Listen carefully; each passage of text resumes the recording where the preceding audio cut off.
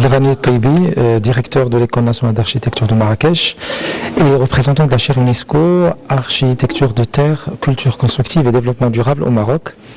Nous sommes heureux aujourd'hui d'inaugurer la 7e édition du Forum Al-Mimar.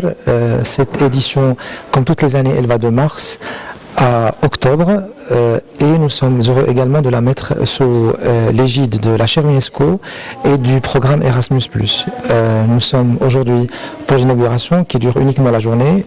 Nous avons limité à une communauté des étudiants et des professeurs et de partenaires qui sont en présentiel et nous avons le reste des étudiants de Marrakech et du Maroc qui sont en distanciel. Nous sommes extrêmement contents de reconduire également le concept de frugalité qui a été initié l'année passée et le reconduire cette année. Vous comprenez que la frugalité englobe presque toutes les vocations que nous souhaitons pour l'école, une vocation qui tourne autour du patrimoine local, patrimoine architectural local, la durabilité et les co-responsabilités dans l'acte de conception et de construction. Les nouveautés de cette année, si je peux les présenter en quelques points. D'abord, ouvrir ces rendez-vous aux Marocains, aux citoyens marocains, donc sur les réseaux sociaux, sur la plateforme de l'école.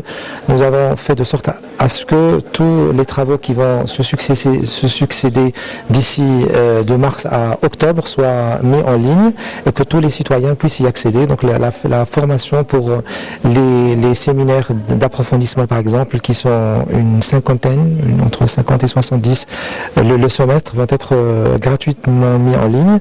Nous voudrions donc diffuser la culture de l'architecture éco-responsable auprès de la population et bien entendu un autre point que je peux citer, c'est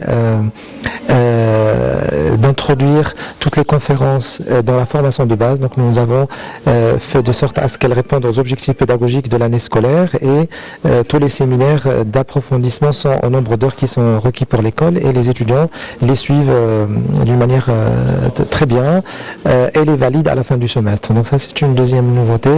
Peut-être la troisième, c'est d'internationaliser l'école. Vous comprenez que l'école elle est à Marrakech et l'école elle a été souhaitée par le ministère de tutelle de l'aménagement du territoire national, de l'urbanisme, de l'habitat et de la politique de la ville, à l'image de la ville de Marrakech, une ville du monde, de la culture. Donc l'école de Marrakech, elle va dans ce sens et le Covid, on va dire, heureusement, il nous a mis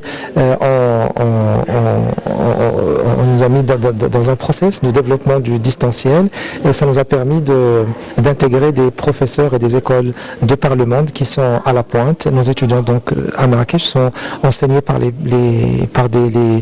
meilleurs enseignants, les meilleurs professeurs, aussi bien marocains qu'étrangers, et nous sommes contents que ça soit une école publique qui puisse être dans cette vision. Voilà, donc je termine par remercier les médias, parce qu'un des objectifs, comme je l'avais dit à l'annonce de cette édition, est justement la mise à disposition de l'information. Donc vous jouez un rôle extrêmement important pour nous, donc je tenais à le dire, c'est un des objectifs de l'école et nous en sommes vraiment contents. Merci.